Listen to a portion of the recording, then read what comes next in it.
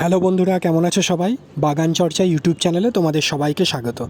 বন্ধুরা, আজকের ভিডিও হচ্ছে বেগুন গাছ নিয়ে। আমরা অনেকেই আজকাল ছাদ বাগানে বিভিন্ন রকম সবজি চাষ করে থাকি, তার মধ্যে কিন্তু বেগুনও একটা সবজি যেটা আমরা মোটামুটি ছাদ বাগানে লাগাই এবং তার থেকে কিন্তু ভালো ফল পাওয়া যায়। তো বেগুন চাষ করা খুব একটা কঠিন কাজ কিছু না, খুব সহজেই হয় এবং কম যত্নেই কিন্তু ফলন হয়। অন্যান্য বেশ কিছু সবজির মতন বেগুন গাছে কিন্তু অত বেশি পরিচর্যা লাগে না। তো আমি কিছু কিছু টিপস তোমাদের সঙ্গে শেয়ার করছি। অবশ্যই বেগুন গাছ লাগালে একটু বড় টব নির্বাচন করবে কিংবা বড় গ্রো ব্যাগেও লাগাতে পারো।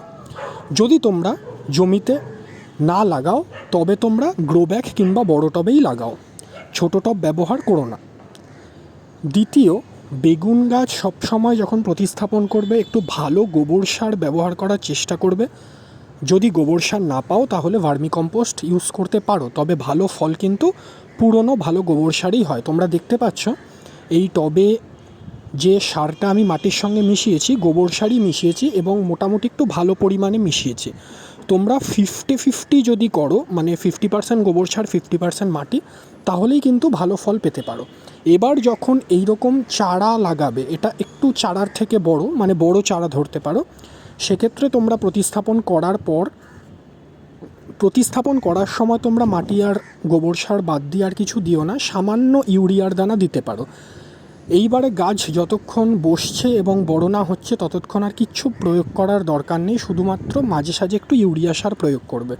গাছ যখন ধরে গেল মোটামুটি বেশ কিছুদিন পর, মানে 1 থেকে 1.5 মাস পর তোমরা প্রথম খাবার দেবে। খাবারটা হবে হাড় গুঁড়ো, শিংকুচি এবং সঙ্গে একটু পরিমাণে সরিষার খোল। এইটুকুই খাবার দাও, তার বেশি কিন্তু খাবার দেওয়ার কোনো প্রয়োজনীয়তা নেই। এই খাবারগুলি কিন্তু বারে বারে তোমাদের দিয়ে যেতে হবে। বেগুন গাছে কিন্তু পোকা লাগে, যার জন্য তোমরা দেখবে বেগুনের ফলে এবং পাতায় প্রচুর কালো ছোপ ছোপ দাগ পড়ে। এর জন্য তোমাদের কিন্তু নিয়মিত নিম তেল স্প্রে করে যেতে হবে গাছে। নিয়মিত বলতে আমি বলতে চাইছি অন্ততপক্ষে 3 দিন 4 দিন বাদে বাদে।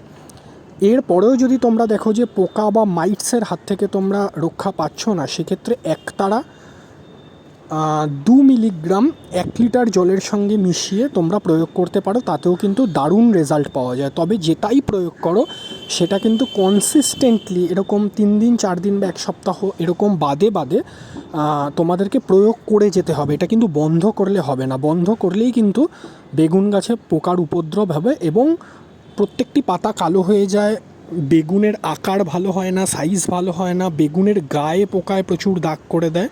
এই সমস্যাগুলো কিন্তু পাওয়া যায়। অবশ্যই বেগুন গাছ রোদে রাখবে। যে কোনো গাছ রোদে রাখলেই কিন্তু তাতে ফল পাওয়া যায়।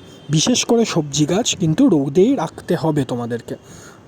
এইবারে আসছি, বেগুন গাছ প্রথম অবস্থায় প্রচুর নাইট্রোজেন জাতীয় খাবার দিতে হয়। এই জন্যই আমি বললাম শুরু থেকে কিন্তু অন্ততপক্ষে 1.5 মাস 2 মাস যতক্ষণ না বয়স হচ্ছে, গাছে প্রচুর পরিমাণে নাইট্রোজেন জাতীয় খাবার, যেরকম সরিষার খোল এবং NPK 19-19 এটা কিন্তু প্রয়োগ করতে পারো।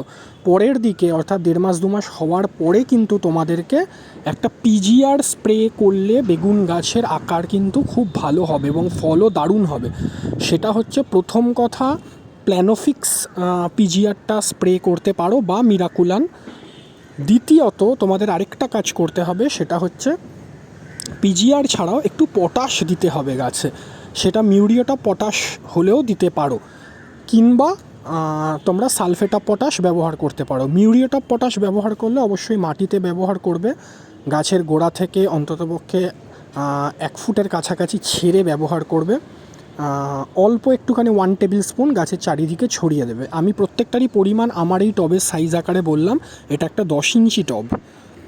ব্যাস এই কটা কাজ যদি তোমরা ঠিক মতন করতে পারো তাহলেই কিন্তু বেগুন গাছে দারুণ ফল হয়, খুব বেশি যত্নের প্রয়োজন হয় না।